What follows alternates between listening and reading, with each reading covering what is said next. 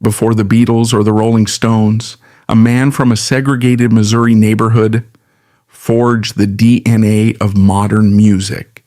He used his guitar to create a relentless new sound, one that physically broke down America's racial barriers on the dance floor. But behind this cultural triumph was a hardened ex-convict, driven by intense paranoia, ruthless business tactics, and predatory behavior. He sold an entire generation the illusion of absolute freedom, while repeatedly locking himself inside federal prison cells. He was a founding father of rock and roll, a brilliant pioneer who rebuilt American culture while systematically destroying his own legacy. Chuck Berry grew up in a neighborhood called the Ville. At the time, it was one of the few areas in St. Louis where black citizens could own property and establish businesses. It was a thriving, self-sufficient middle-class enclave. His father, Henry William Berry, was a disciplined, hard-working man. He was a carpenter, a contractor, and a deacon at the Antioch Baptist Church. His mother, Martha Bell, was a public school principal. In an era when most black women were forced into domestic labor, she held a college degree. The Berry household was built on a foundation of strict religious faith, education, and relentless work ethic. They were a family of 6 children, and Chuck was the 4th. Inside their home, there was order, respectability, and music. Both parents sang in the church choir, but stepping outside that home meant stepping into a system designed to humiliate. The Ville was a sanctuary, but it was also a holding pen. Redlining and restrictive covenants ensured that black residents could not move beyond a designated grid of streets. The segregation was so absolute that Chuck Berry did not see a white person until he was 3 years old. The encounter happened during a neighborhood fire. A crew of white firefighters arrived to put out the blaze. As a toddler looking at their pale faces illuminated by the flames, he genuinely believed their skin had turned white because they were terrified of the fire. That childhood misconception highlights the profound isolation of his upbringing. As he grew older, the reality of the system became clear. Just a few miles from his home were public parks, pristine swimming pools, and manicured playgrounds. They were funded by the taxes his father paid, yet Chuck was legally barred from entering them. He would watch white children playing freely in spaces where he would be arrested just for standing. This was not merely an inconvenience, it was a daily, systematic enforcement of inferiority. For a young boy with high energy and a restless mind, the inability to move freely created a deep psychological pressure. The system told him to stay in his place, to keep his head down, and to accept a smaller life. This environment breeds 2 types of responses. It either breaks a person into submission, or it builds a massive, pressurized reservoir of resentment and ambition. In Chuck Berry, it built the latter. He craved motion. He craved the freedom that he saw denied to him every single day. This early deprivation of physical freedom would later become the defining characteristic of his art. When he eventually wrote songs about driving fast cars, escaping school, and traveling across the country, he was not just writing catchy teenage anthems.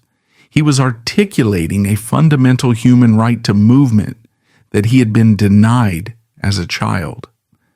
Music provided the only safe release for that energy. It started in the church. By age 6, he was singing in the Antioch Baptist Church Boys Choir. The church offered discipline and a sense of community, but it could not contain his secular curiosities. When he was 15 years old in 1941, he bought his first guitar. He paid $14 to a neighborhood friend. It was a modest instrument, but it changed the trajectory of his life. He began to obsessively listen to the radio and study the records of blues pioneers like Muddy Waters and T-Bone Walker. He did not learn in isolation. He sought out a local jazz musician named Ira Harris, who taught him the complex chord progressions and picking techniques of jazz. Berry practiced relentlessly. He took the smooth, sophisticated techniques of jazz and applied them to the raw, emotional structure of the blues. His first taste of an audience came at Sumner High School. Sumner was a historic institution, the first high school for black students established west of the Mississippi River. During a school talent show, Berry stepped onto the stage and performed Jay McShann's Confessing the Blues. The school faculty was rigid and deeply uncomfortable with the performance.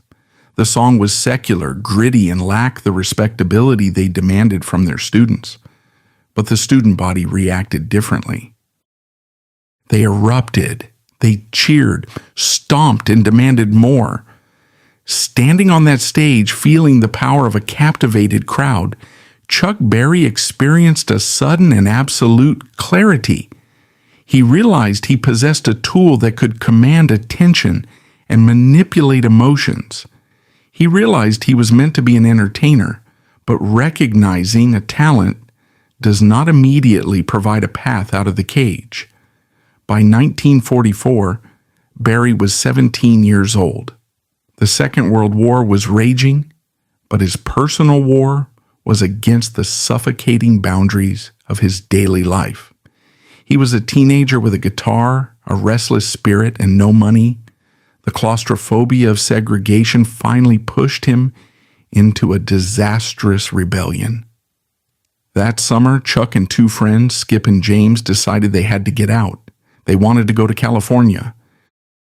They piled into a heavily used, unreliable Oldsmobile and started driving west. They had no financial plan, no map, and no real understanding of the world outside St. Louis. It was a foolish, impulsive escape attempt. Their reality checked them in Kansas City. The car was breaking down, and their pockets were entirely empty. In a fateful, disastrous moment, they found a discarded pistol in a parking lot. The gun was broken. It was entirely incapable of firing a bullet. But to three desperate, hungry teenagers, it looked like a tool for survival.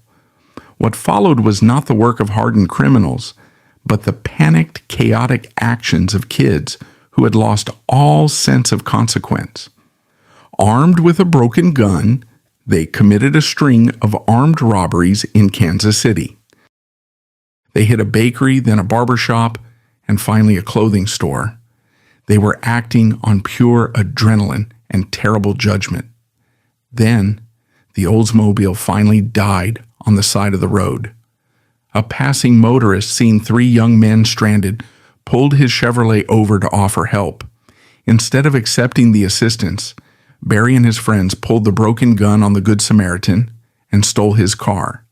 Their sheer incompetence as criminals was revealed in their next move. Instead of abandoning their broken Oldsmobile and fleeing in the stolen Chevrolet, they decided they wanted to keep both cars. They positioned the stolen Chevy behind the broken Oldsmobile and attempted to physically push it down the highway all the way back towards St. Louis. They were a slow-moving, highly visible caravan of stolen property. The police intercepted them with zero difficulty. The Great Escape ended in handcuffs on the side of a Missouri highway. The American justice system in 1944 was not designed for rehabilitation, especially not for young black men. When Chuck Berry stood before the judge, he was a first-time offender. He was a high school student. The weapon used in the crimes was non-functional. In a different neighborhood, with a different skin color, a defense attorney might have argued for leniency, probation, or a juvenile facility focused on correction. Instead, the judge handed down the maximum possible penalty. Chuck Berry was sentenced to 10 years in prison. The severity of the sentence was a brutal reminder of the era's racial dynamics. The system saw an opportunity to remove a young black man from society, and it took it without hesitation. The message was clear. One mistake in a white-dominated world would cost you a decade of your life. He was sent to the Intermediate Reformatory for Young Men in Jefferson City, Missouri. The name suggested a place of correction, but the reality was a harsh, unforgiving, penal institution. It was a dangerous environment filled with violent offenders and indifferent guards. The transition from the sheltered, middle-class home of his parents to the concrete blocks of Jefferson City was a violent shock to his system. He had to learn to survive immediately. The boy who sang in the church choir had to figure out how to navigate the prison yard. He turned to the two tools he had, his physical strength and his mind. Physically, he took up boxing. It was a sanctioned activity within the reformatory, but it was also a way to establish dominance and protect himself. He trained hard, enduring the physical punishment to build a reputation that he was not an easy target. He fought his way to the finals of the prison's Golden Gloves tournament. He lost the final bout, but he won the respect of the yard. Mentally, he used his education. The reformatory was full of illiterate inmates and surprisingly illiterate guards. Barry, raised by a school principal, knew how to read and write fluently. He began writing letters for the inmates and the guards. He helped them manage their correspondence and their paperwork. By making himself useful to the people holding the keys, he secured a small measure of safety and privilege. He also returned to music. He formed a gospel quartet inside the prison. They became good enough that the warden allowed them to perform outside their cell block. They sang for the black inmates, and eventually they were brought in to perform for the white inmates and the prison staff. It was a profound lesson in the transactional nature of entertainment. As long as he was providing value, as long as he was entertaining them, the hostility of the environment temporarily faded. Music was not just an art form anymore. It was a survival mechanism. Chuck Berry spent 3 years inside the Jefferson City Reformatory. He entered the facility in 1944 as a naive, restless teenager who thought a broken gun was a solution to a broken-down car. He spent his 18th, 19th, and 20th birthdays locked in a cage. The system successfully punished him, but it also fundamentally rewired his personality. He learned that authority figures were not to be trusted, but manipulated. He learned that a society operated on a rigid set of rules that were selectively enforced. He learned that safety was an illusion, and the only person you could truly rely on was yourself. On October 18, 1947, his 21st birthday, the state of Missouri granted him an early release for good behavior. He was given civilian clothes and a bus ticket back to St. Louis. He was a free man. But the Chuck Berry who walked out of those gates was not the same boy who went in. The reformatory had done its job. It had burned away his childhood. He returned to the Ville hardened, cautious and deeply cynical about the world that waited for him outside. He had paid his debt to society, but he would spend the rest of his life making sure society paid him. When the iron gates of the Jefferson City Reformatory closed behind him on October 18, 1947, Chuck Berry was a 21-year-old man stepping into a world that had no use for him. In post-war America, a black man with a felony conviction was essentially a ghost. The economic boom of the late 1940s was lifting millions of Americans into the middle class, but for someone with Berry's profile, the doors of opportunity were securely deadbolted. He returned to St. Louis carrying the invisible but heavy stigma of a convict. He had spent his late teens, the years when most young men are discovering their identities and charting their futures, surviving in a brutal, hyper-masculine environment. Now he was back in the Ville, under the disappointed, scrutinizing gaze of his devoutly religious father. He had shamed his family.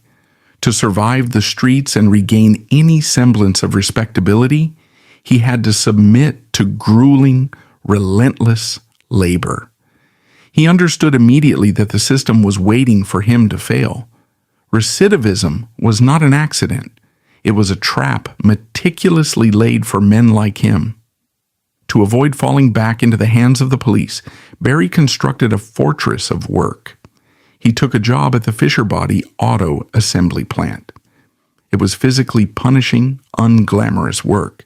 He swept floors and cleaned industrial machinery for a meager $50 a week. The smell of grease and chemical solvents replaced the stench of the prison yard. During the day, he pushed a broom. During the weekends, he worked alongside his father, swinging a hammer on carpentry jobs. He was attempting to literally rebuild his reputation board by board, nail by nail. But manual labor was not enough to satisfy his mind or his ambition. He needed a trade, something that offered independence. He enrolled in the Poro School of Beauty Culture and trained to become a cosmetologist. To many, the image of the future architect of rock and roll setting hair and giving manicures might seem incongruous. But in the segregated economy of the 1940s, the beauty industry was one of the few avenues where black professionals could build their own businesses, control their own hours, and deal entirely in cash. Furthermore, working in a salon taught him an invaluable skill. He learned to listen. He spent hours engaged in conversation with women, absorbing their cadences, their complaints, and their desires. This daily immersion in the social dynamics of his community would later inform the sharp narrative lyrics of his greatest songs. He was collecting data, even if he did not yet know what he would do with it. Amidst this frantic schedule of factory shifts, carpentry, and cosmetology, he found a profound psychological anchor. In the spring of 1948, he met the meta-sugs, known as Toddy. Toddy was steady, quiet, and fiercely loyal. For a man who had spent the last 3 years in a state of constant paranoid vigilance inside a penitentiary, Toddy offered something revolutionary: safety. They married in October 1948, exactly 1 year after his release from prison. By 1950, they welcomed their first daughter, Ingrid. The arrival of his child shifted his psychological landscape entirely. He was no longer just a reckless teenager or an ex-con trying to stay out of trouble. He was a father and a provider. The fear of poverty, combined with the memory of the prison cell, became a powerful engine driving him forward. He was terrified of failing them, and that terror translated into an almost obsessive work ethic. Toddy would remain by his side for nearly 70 years, serving as the silent, unbreakable foundation upon which his chaotic, spectacular life was built. To navigate this demanding new life, Barry made a purchase that would define his personal mythology. He bought a used 1941 Buick Roadmaster. For a black man in mid-century Missouri, a car was much more than a mode of transportation. The public transit system was fraught with the daily humiliations of segregation. Walking through the wrong neighborhood could result in police harassment or physical violence. But inside the heavy steel chassis of the Buick, Chuck Berry was the master of his own environment. The automobile was a private sanctuary of leather and chrome. It represented absolute geographical autonomy. When he sat behind the steering wheel, the restrictions of Jim Crow faded. He could drive where he wanted, at whatever speed he chose. The rhythmic hum of the tires on the asphalt, the passing headlights, the sense of forward momentum, these Sensations seeped deep into his subconscious. The American highway was the only place he felt truly free, and he would soon translate that feeling of velocity into the driving rhythm of his music. Music had remained a constant companion through his post-prison years, but it was strictly a side hustle. He played small gigs at local parties and dive bars, earning a few extra dollars to supplement his factory wages. He was a competent guitar player, heavily influenced by the smooth, sophisticated blues of Nat King Cole and Muddy Waters. But he had not yet found his own voice. He was just another talented musician in a city full of them. St. Louis had a vibrant music scene, but it was a tough competitive market. If you did not have a unique angle, you were destined to remain in the background. The pivot point of his life arrived on New Year's Eve, 1952. The phone rang in the Berry household. On the other end of the line was Johnny Johnson. Johnson was a local legend in East Street. Lewis, a brilliant heavy-drinking piano player who led the Sir John's Trio. They had a standing gig at the Cosmopolitan Club, a notoriously rough and rowdy venue. That night, Johnson's saxophone player had fallen ill, and he needed a replacement desperately. He knew Chuck Berry could play the guitar, so he offered him the gig. Berry, never one to turn down a paying job, packed up his instrument and drove his Buick across the river to East St. Louis. When Chuck Berry stepped onto the stage of the Cosmopolitan Club that night, the chemistry was instantaneous and explosive. Johnny Johnson was a master of boogie-woogie piano, providing a rolling, thunderous bass line with his left hand, while his right hand hammered out intricate melodies. Berry locked into Johnson's rhythm immediately. But Berry was not content to simply stand in the background and play rhythm chords. He was an entertainer. He had learned in the reformatory that if you want to survive, you have to command the room. He stepped up to the microphone, his tall, lean frame dominating the stage. He played loud, his guitar slicing through the smoky air of the club, and he sang with a clear, sharp diction that was unusual for a bluesman. The Cosmopolitan Club was a tough room. The audience was entirely black, mostly working-class people who came to drink hard, dance, and forget the miseries of the week. They expected traditional blues and R&B. They expected the familiar sounds of Muddy Waters or Elmore James. Berry gave them that, but he quickly realized that playing standard blues only made him interchangeable with every other band in town. He needed to shock them. He needed a weapon that would force them to pay attention to him. His weapon of choice was an act of profound cultural subversion. In the middle of a standard R&B set, Berry signaled the band and launched into an upbeat, twangy country and western song. In the 1950s, the musical landscape was as rigidly segregated as the neighborhoods. R&B was strictly categorized as race records, while country music was hillbilly music, exclusively the domain of rural white audiences. To play a white hillbilly song in a black club in East St. Louis was bizarre, bordering on offensive. It was a calculated provocation. At first, the audience stared at him in confused silence. They thought it was a joke. But Berry played the country tune with a fierce, driving energy, supercharging the tempo and infusing the clean country melody with the gritty, syncopated rhythm of the blues. He was playing white music with a black attitude. Slowly, the confusion in the room gave way to movement. The rhythm was undeniably infectious.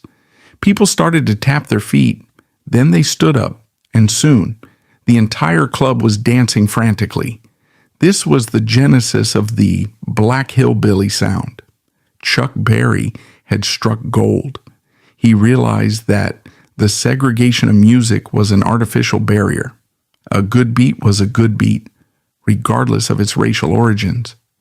By stealing the music of the white establishment and weaponizing it for a black audience, he was performing a psychological magic trick.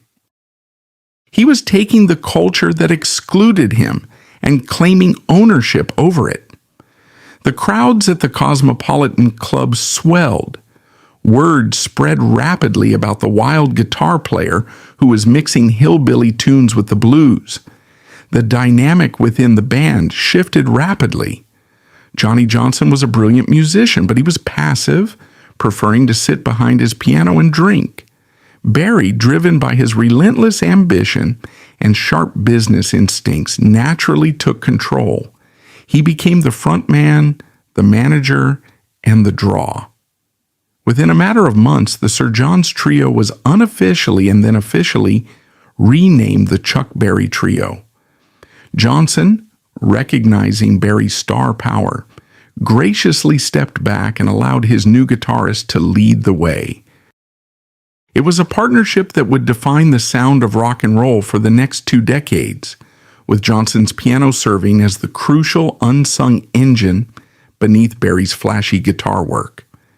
As his local fame grew, a new unforeseen complication arose. Chuck Berry's father, Henry, was a highly respected deacon in their community. The Cosmopolitan Club was a venue associated with drinking, gambling, and rough behavior. It was not a place for a deacon's son. To protect his father's reputation and shield his family from the stigma of the club scene, Chuck adopted a pseudonym. When he played, he billed himself as Chuck Baring. It was a flimsy disguise, a thin veil over a talent that was rapidly becoming too large to hide. By 1954, Chuck Berry was living a dual existence that was pushing him to the brink of exhaustion. By day, he was a family man, a cosmetologist, and an auto plant worker. By night, he was Chuck Baring, the electrifying leader of the hottest trio in East St. Louis. He was making decent money, certainly more than he had ever seen in his life. The clubs were packed, and he had established absolute dominance over the local scene. But as he looked out at the crowds sweating and dancing to his music, his analytical mind registered a subtle but monumental shift. Slowly, white teenagers were beginning to sneak into the black clubs to see him play. The invisible, ironclad laws of segregation were beginning to fray at the edges, broken down by the sheer force of a driving rhythm. The white kids were captivated by the energy, the rebellion, and the raw power of the music. Berry saw the future. He understood that his unique hybrid of country and blues possessed a crossover potential that could shatter the existing music industry. He realized that staying in St. Louis would only make him a local king in a minor kingdom.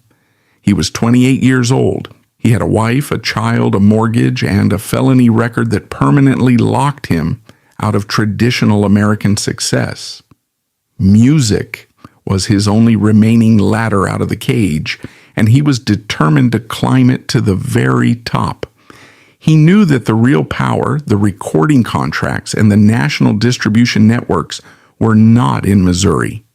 They were north up Highway 66. They were in Chicago. He began to plan his next move. He was going to pack his guitar into the trunk of his Buick Roadmaster and drive into the heart of the blues establishment. He was going to find Muddy Waters, and he was going to demand an audience with the men who controlled the airwaves. The boy who was once arrested for trying to push a broken car out of Kansas City was now preparing to drive a cultural bulldozer straight through the walls of segregated America. In May 1955, the tires of Chuck Berry's Buick Roadmaster devoured the asphalt of Route 66. He was driving straight into the epicenter of the electric blues, Chicago. He did not come as a tourist. He came as a man with a calculated agenda. At 28 years old, he was older than most aspiring pop stars. He had a wife, children, a mortgage, and a criminal record that hovered over him like a permanent storm cloud. He had analyzed the local scene in St. Louis and realized he had hit the ceiling. The real kingmakers of the music industry were in Chicago, and Berry was determined to force them to listen. His first target was the undisputed king of Chicago blues, Muddy Waters. Berry tracked him down to a club on the South Side. He waited patiently near the stage, a disciplined observer. When Waters took a break, Berry approached him not as a fan being amateur, but as a respectful peer. He asked for advice on how to get a record made. Muddy Waters, perhaps recognizing the intense, unyielding ambition in the younger man's eyes, did not brush him off. He pointed him toward 2120 South Michigan Avenue. He told him to go see Leonard Chess. Leonard and Phil Chess were Polish-Jewish immigrants who had built Chess Records into a powerhouse of black music. They were shrewd, aggressive businessmen who understood the raw commercial power of the blues. But their business model was built on a specific dynamic. They bought black talent cheaply, recorded it quickly, and distributed it to a segregated market. When Chuck Berry walked into their office, he brought a blues song, Wee Wee Hours, expecting to play the game by their rules. Leonard Chess listened to the blues track and nodded. It was good, but it was standard. Then Berry played his wild card. He launched into the upbeat, country-infused hillbilly track he had been using to shock the crowds back in East St. Louis. He called it Ida Red. Chess possessed a brilliant ear for commerce. He heard the driving, relentless tempo. He heard the clear, sharp diction that sounded entirely different from the heavy, rural drawl of his other blues artists. Chess immediately realized that this song did not sound like a race record. It sounded like something a white teenager might accidentally listen to and love. But there was a problem. Ida Red was an old traditional title, fraught with potential copyright disputes. Chess told Berry the song needed a new name and reworked lyrics. According to the legend of the studio, Leonard Chess looked across the room, saw a discarded mascara box on a desk, and said, "Name it Maybelline." Berry took the concept and completely rebuilt the narrative. He wrote a story about a high-speed car chase between a Ford and a Cadillac, a desperate pursuit of an unfaithful woman. It was a brilliant piece of lyrical engineering. It combined the American obsession with automobiles, the thrill of speed, and the angst of teenage romance, all wrapped in a tempo that demanded physical movement. Maybelline was released in July 1955. It did not just chart, it exploded. It sold over 1 million copies, a staggering number for an unknown artist. It dominated the R&B charts, and precisely as Leonard Chess had calculated, it smashed its way into the top 5 of the mainstream pop charts. The barriers of musical segregation were instantly pulverized. Chuck Berry had fired the starting gun for the Cultural Revolution that would be named rock and roll, but his triumph was immediately poisoned by the brutal realities of the music business. When the first pressing of the record was released, Berry looked at the label and saw a devastating betrayal. The songwriting credits were split 3 ways. His name was listed alongside Russ Fratto, a local landlord, and Alan Freed, the most powerful radio DJ in America. Alan Freed had not written a single note or lyric of Maybelline. Russ Fratto had nothing to do with the music. This was the mechanics of payola. The Chess brothers had quietly given away 2/3 of Berry's publishing rights to Freed as a bribe to ensure the song received massive airplay on white radio stations. In the 1950s, this was how the industry functioned. Black artists were routinely stripped of their intellectual property by white executives who controlled the avenues of distribution. For Chuck Berry, this was not just a loss of income. It was a profound psychological trigger.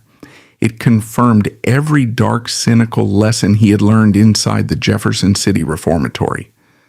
The system was rigged.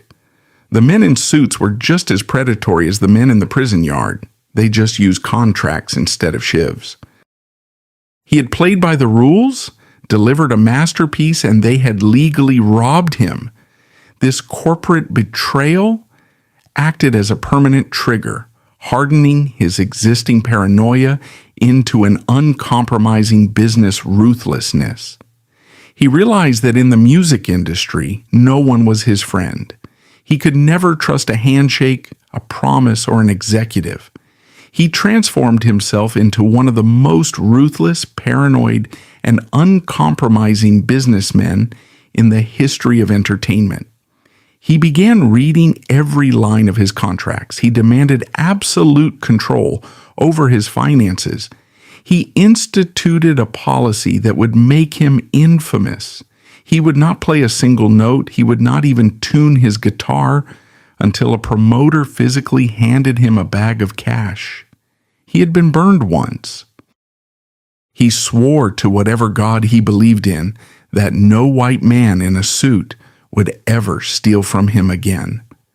Despite the bitter financial lessons playing out in back rooms, Barry's public persona was becoming a phenomenon. He was not just a musician. He was an electrifying physical presence. In September 1955, he was booked to play a show at the Paramount Theater in New York. Before stepping on stage, he realized his silk suit was deeply wrinkled from the long travel. He knew the bright stage lights would highlight every crease, making him look unprofessional. To distract the audience from his ruined suit, he relied on pure showmanship. During his guitar solo, he dropped his center of gravity, bent his knees deep, and hopped aggressively across the stage without missing a note. It was bizarre, it was athletic, and the crowd lost their minds. They didn't see a wrinkled suit. They saw a man possessed by the music. The duck walk was born out of sheer pragmatism, but it instantly became the visual trademark of rock and roll. It was a masterclass in turning a vulnerability into a weapon. Between 1956 and 1958, Chuck Berry did not just write hit songs, he engineered the psychological architecture of the American teenager.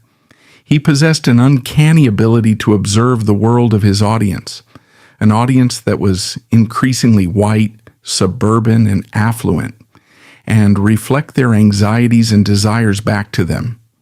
He was a black man in his 30s, an ex-convict who had grown up in severe poverty and segregation. Yet, he was writing the definitive anthems for white teenagers who had never experienced a day of real hardship. He understood that teenagers were a newly minted demographic with disposable income and a deep reservoir of boredom. They felt oppressed by the mundane rules of society. Barry gave them a voice. In Roll Over Beethoven, he directly attacked the high culture of the white establishment, demanding that classical music step aside for the rhythm and blues. It was a joyful, arrogant declaration of generational war. In School Days, he perfectly captured the universal suffocating drudgery of the classroom. He sang about the heavy burden of history and math, the petty tyrannies of teachers, and the glorious explosive release of the 3 p.m. bell. He validated their minor frustrations, treating the high school hallway with the narrative weight of a Shakespearean drama, but his absolute masterpiece arrived in 1958. It was the culmination of his life's work, his ambition, and his strategic genius. It was Johnny Be Good. The song is essentially an autobiographical myth. It tells the story of an illiterate country boy who can play the guitar just like ringing a bell, and who is destined for stadium lights and flashing signs. The driving rhythm was relentless, and the opening guitar riff was a clarion call that demanded instant physical attention. However, the genius of Johnny B. Goode lies in a single, calculated lyrical compromise. When Barry originally wrote the song, the lyrics described the protagonist as a colored boy. It was a true reflection of his own journey and the history of the music. But Barry the businessman stepped in and overruled Barry the artist. He understood the lethal mechanics of American racism. If he sang the word colored, the song would be immediately categorized as a race record. White radio stations in the South and many in the North would ban it instantly. It would not cross over. To protect the song's commercial viability, he changed colored boy to country boy. It was a microscopic shift in vocabulary that achieved a monumental shift in cultural impact. By making the hero a country boy, he made the story universal. White kids in Ohio, black kids in Chicago, and rural kids in Texas could all project themselves onto Johnny.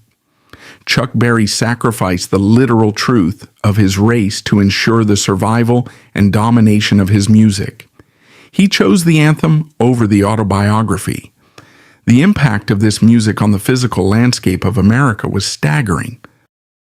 Chuck Berry began touring relentlessly, headlining shows that drew thousands. In the late 1950s, many of these auditoriums and concert halls were strictly segregated. Black audiences were forced into the balconies while white audiences sat on the main floor, or a physical rope was strung down the middle of the dance floor to separate the races. But when Chuck Berry hit the stage, the sheer kinetic force of his guitar shattered those rules. The music was too fast, too loud, and too demanding to be consumed sitting down. The teenagers, black and white, would stand up. They would start dancing.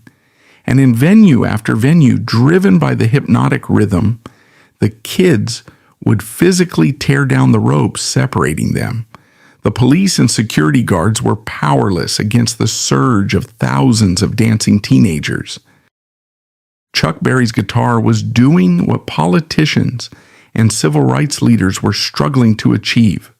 It was forcing integration in real time on the dance floor. He was fully aware of his power, and he translated that cultural power into hard economic dominance. Chuck Berry was becoming incredibly wealthy, and he did not hide it.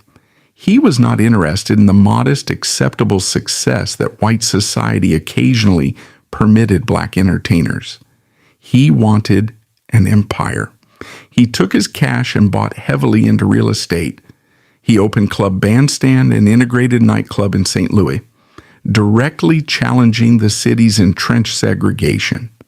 He bought apartment buildings in Hollywood. Most audaciously, he purchased a massive tract of land in Wentzville, Missouri, and built Berry Park. It was a sprawling country club-style amusement park featuring a golf course, a hotel, and a massive swimming pool shaped exactly like his Gibson guitar. It was a monument to his ego and his triumph. By 1959, Chuck Berry was an anomaly that terrified the American establishment. He was a wealthy, independent black man who owned land, dictated his own terms, and commanded the absolute adoration of millions of white teenagers. He was a man who had kicked down the doors of the culture and refused to apologize for it. He felt invincible. He believed that his money and his fame had finally built a wall high enough to protect him from the systemic racism he had battled his entire life. But he had forgotten the first rule he learned in the reformatory. The system never forgives a man who refuses to stay in his place. The establishment was watching, waiting for a single misstep, and Chuck Berry, blinded by his own blazing success, was about to walk directly into the most devastating trap of his life. The year 1959 was the absolute zenith of Chuck Berry's empire. He was 33 years old, wealthy, internationally famous, and completely in control of his own commercial destiny. He owned real estate, a nightclub, and an amusement park. He drove customized Cadillacs and commanded exorbitant performance fees. To the teenagers who bought his records, he was a hero. To the American establishment, however, he was a severe threat. In the deeply conservative landscape of late 1950s America, a black man wielding this level of cultural and economic power was considered an anomaly that needed to be corrected. The establishment tolerated black entertainers as long as they remained subservient to white managers, white record labels, and white social norms. Chuck Berry defied all three. He was his own manager. He dictated his own financial terms. Most unforgivably, his music was actively dismantling the racial segregation of American youth. He was a wealthy black man who was idolized by white daughters and sons. The system was terrified of him, and a terrified system is a dangerous machine. It only needed a pretext to engage its gears. That pretext arrived in December 1959. Berry had traveled to El Paso, Texas, and crossed the border into Juarez, Mexico. There, he met a young woman named Janice Escalante. She was an Apache girl who claimed to be 21 years old. She also stated she had been working as a prostitute in Juarez. Berry, who was constantly looking for cheap labor to staff his club bandstand back in St. Louis, saw an opportunity. He brought Escalante across the border and drove her back to Missouri. He gave her a job working as a hat check girl in his nightclub. It was a reckless, arrogant decision. A man who had already spent 3 years in a state penitentiary should have known that traveling across state lines with a young woman of questionable background was an open invitation to legal disaster. But Berry felt untouchable. His wealth had created an illusion of invulnerability. The illusion shattered weeks later. Berry fired Escalante from the nightclub. Unemployed and stranded in St. Louis, she reverted to prostitution at a local hotel. When the local police raided the hotel and arrested her, she began to talk. She ultimately disclosed her true, highly vulnerable legal age, contradicting her initial claims of adulthood. She detailed her journey from Mexico to Missouri with Chuck Berry, and she alleged that they had engaged in a strictly prohibited illicit association. The authorities bypassed a standard local misdemeanor. They saw an opportunity to completely dismantle his empire. They invoked a devastating federal statute, the Mann Act. Passed in 1910, the Mann Act, formerly known as the White Slave Traffic Act, made it a federal felony to transport any woman or girl across state lines for illegal exploitation, extreme moral compromise, or any other heavily scrutinized objective. In theory, the law was designed to combat human trafficking. In practice, the justice system frequently weaponized the broad, vague language of this specific clause to prosecute high-profile black men who stepped outside the boundaries of segregated society. The legendary black heavyweight boxing champion Jack Johnson had his life destroyed by the exact same law in 1912. Nearly 50 years later, the government aimed the exact same weapon at the king of rock and roll. The trial began in 1960. If Berry expected a fair hearing, the courtroom immediately stripped him of that delusion. Presiding over the case was federal judge George H. Moore. He was an octogenarian who harbored deep, undisguised racial prejudices. The courtroom did not operate as a place of impartial justice. It operated as a theater of systemic humiliation. Judge Moore made no attempt to hide his contempt for the defendant. During the proceedings, he repeatedly and openly referred to Berry as this Negro. He allowed the prosecution immense leeway to assassinate Berry's character, painting him not just as a criminal, but as a sexual predator who was a danger to society. The media coverage was vicious, gleefully tearing down the arrogant rock star. The guilty verdict was a foregone conclusion. The judge handed down a crushing sentence: 5 years in federal prison and a heavy fine. Berry's legal team immediately appealed the conviction. The transcript of the trial was so saturated with Judge Moore's blatant, undeniable racism that even the appellate court could not uphold the verdict. The conviction was thrown out. It was a technical victory, but the government refused to let him go. They simply ordered a second trial. By the time the second trial concluded in 1961, the outcome was slightly altered, but the damage was done. The extreme racist rhetoric was dialed back, but the conviction held. Berry was sentenced to 3 years in prison. The system had successfully reasserted its dominance. They had taken the wealthy, defiant architect of youth culture and turned him back into a federal inmate. In February 1962, Chuck Berry walked into the Federal Medical Center in Springfield, Missouri. He was 35 years old. The experience of this second incarceration was fundamentally different and far more psychologically damaging than his teenage stint in the reformatory. When he went to prison at 18, he had nothing to lose. When he went to Springfield, he had lost the world. He had to trade his silk suits for a prison uniform. He was stripped of his Cadillac, his adoring crowds, and his carefully constructed autonomy. He was once again subjected to the absolute control of prison guards. He was a number in a cage. The humiliation was absolute, and the psychological trauma was permanent. Inside the walls of Springfield, Berry withdrew into himself. The charming, dynamic entertainer who had smiled and duck-walked across stages in New York and Chicago died in that facility. In his place emerged a man composed entirely of armor. He became intensely bitter, cynical, and detached. He concluded that society would never fully accept him, that the rules would always be manipulated to destroy him, and that the only metric of safety in America was hard currency. He did not waste his time in prison, but he used it to build his defenses. He worked in the prison cafeteria. He studied business law and accounting, determined that if he ever got out, he would control every single legal and financial aspect of his career.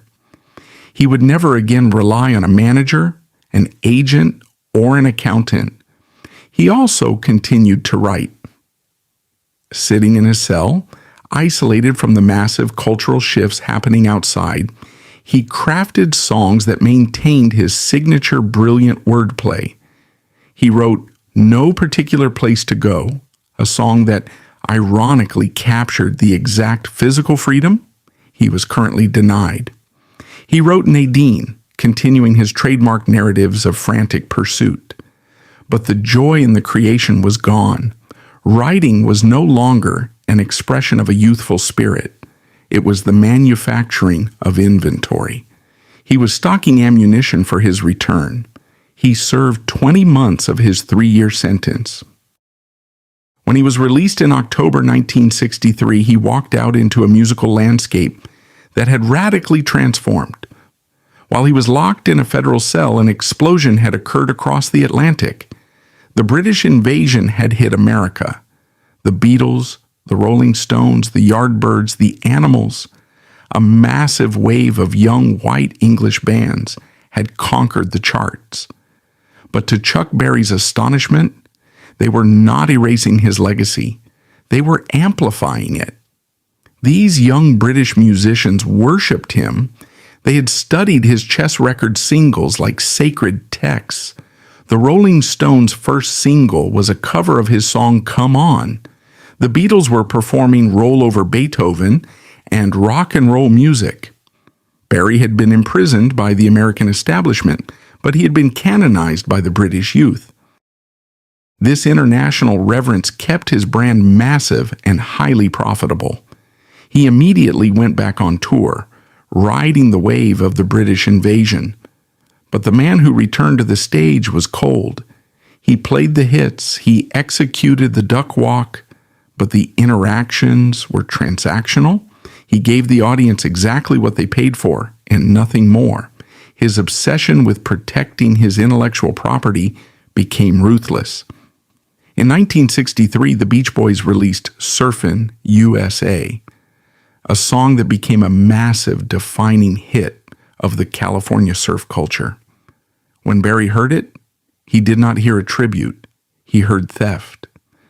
The Beach Boys' mastermind, Brian Wilson, had lifted the entire melody and rhythm structure directly from Barry's 1958 hit, Sweet Little 16. Merely changing the lyrics from a list of American cities to a list of surfing spots.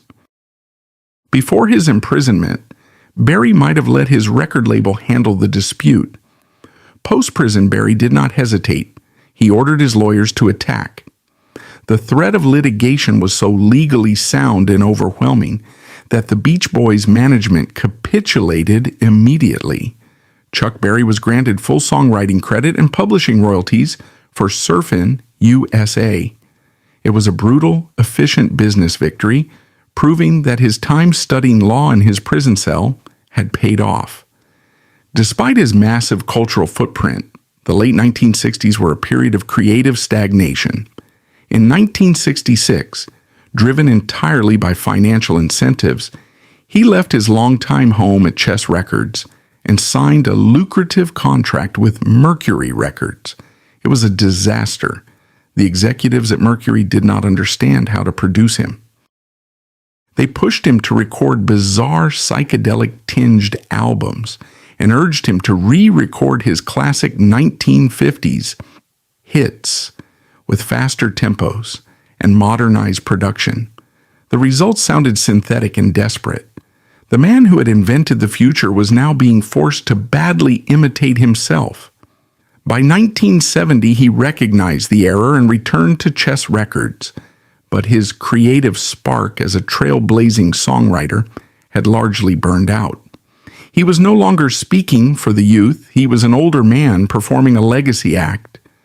Yet, the universe of the music industry is steeped in heavy irony. Chuck Berry, the man who wrote the most articulate, sociologically profound lyrics in the history of rock and roll, songs that captured the very essence of the American teenager, never had a number one hit on the Billboard Hot 100 pop chart during his 1950s prime. That milestone finally arrived in 1972 under the most absurd circumstances. During a tour in England, a live recording was made at the Lanchester Arts Festival in Coventry. Barry performed a novelty song he had been playing for years called My Ding-a-Ling. It was essentially a bawdy nursery rhyme built entirely around cheap, juvenile sexual double entendres. It required no vocal range, no complex guitar work, and zero poetic depth. The live recording captured the audience enthusiastically singing along to the dirty jokes. When the track was released as a single, it caught the public's imagination. Despite immediate outrage from conservative morality campaigners who successfully lobbied to have it banned on several radio stations, the controversy only fueled the sales. My Ding-a-Ling shot to number one on both the US and UK charts. It was the biggest commercial success of his life. For Barry, it was a moment of profound cynical vindication. He had spent his youth crafting brilliant, culturally significant art, and the system had thrown him in prison. He tossed out a cheap, dirty joke, and the public handed him millions of dollars. The success of My Ding-a-Ling finalized his detachment from the art of music. The public did not want genius, they wanted entertainment. He was happy to sell it to them, provided they paid in cash. The 1970s solidified his status as an untouchable icon. In 1977, his legacy achieved a literal cosmic scale. A committee led by astronomer Carl Sagan was tasked with creating the Voyager Golden Record, a phonograph record to be attached to the Voyager 1 and Voyager 2 spacecraft. The record was intended to serve as a time capsule of human culture for any extraterrestrial intelligence that might intercept it. Among the classical compositions of Bach and Beethoven, they included only one rock and roll song, Johnny B. Good. Chuck Berry's guitar riff was launched into the interstellar void, a permanent monument to human energy. 2 years later, in the summer of 1979, the American government officially recognized his status. At the request of President Jimmy Carter, Chuck Berry was invited to perform on the South Lawn of the White House. It was the ultimate symbol of establishment validation. The black kid from the segregated streets of North St. Louis, the ex-convict who had been targeted and crushed by federal judges, was now standing at the absolute center of American power, playing his guitar for the commander-in-chief. It was a beautiful, triumphant narrative arc, but with Chuck Berry, triumph was always shadowed by self-destruction. Mere weeks after his performance at the White House, the federal government came for him again. His obsession with absolute financial control, born from the betrayals of the 1950s and hardened in the cells of Springfield, had evolved into reckless tax evasion. He demanded cash payments for his performances. He frequently carried briefcases stuffed with tens of thousands of dollars through airports. He did not trust banks, he did not trust accountants, and he certainly did not trust the Internal Revenue Service. He had been dodging federal taxes for years, vastly underreporting his income.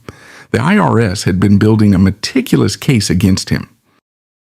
Just days after shaking hands with the president, Chuck Berry stood in a federal courtroom and was sentenced for a third time.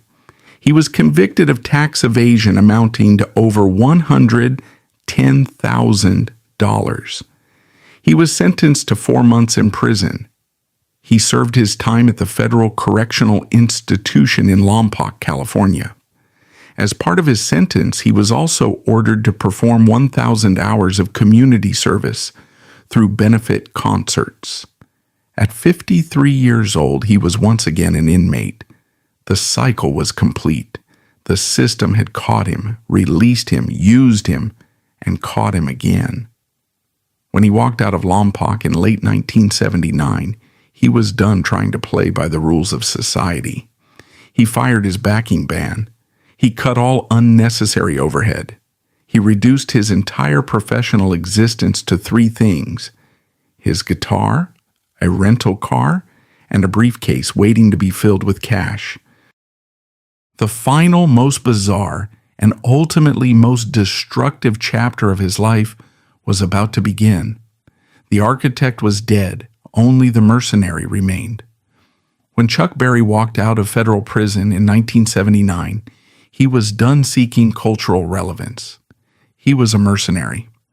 The Turing model he adopted in the 1980s was deeply cynical. He fired his backing band and traveled alone. His contract had one absolute rule.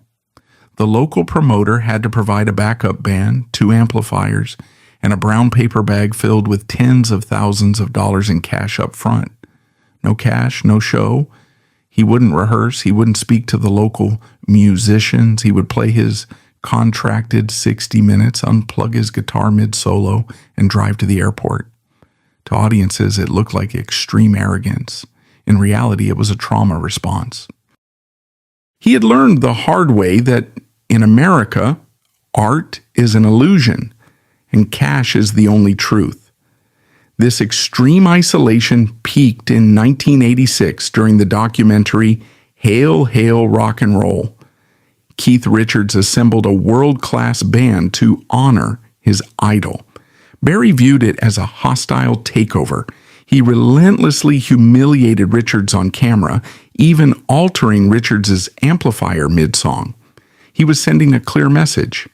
He would never again let a white man control his narrative, but this paranoid need for absolute control eventually mutated into something predatory. In 1989, a horrifying secret was exposed at his restaurant, the Southern Air. Barry had secretly installed video cameras in the women's restrooms. A 1990 police raid uncovered the tapes alongside marijuana. It was a catastrophic moral failure. The man who had been stripped of his own dignity in a prison cell was now exerting a perverse, toxic dominance over innocent women. 59 women filed a class action lawsuit. Facing federal prison again, Barry used his immense wealth to buy his way out. He took a plea deal for the drugs and paid a $1.2 million settlement to the victims. The justice system let a rich man write a check for a massive violation of human rights. His reputation was permanently stained. He was a convicted voyeur, but he refused to retreat. From 1996, he played a stubborn monthly residency at a small St. Louis club called Blueberry Hill. He performed there for nearly 2 decades, playing until his fingers lost their speed and he forgot his own lyrics. On March 18, 2017, Chuck Berry's heart finally stopped. He was 90 years old, leaving behind a $50 million estate. History demands clean narratives with clear heroes. Chuck Berry offers none. He was a paranoid, often cruel man who treated his peers with contempt and committed unforgivable violations of privacy. Those are the facts. But he was also a genius born into a cage. He took Southern blues and white country music and forged them into a weapon. That weapon integrated dance floors, smashed racial barriers, and gave a voice to an entire generation. Chuck Berry built the highway of modern popular culture. He just refused to let anyone else drive the car.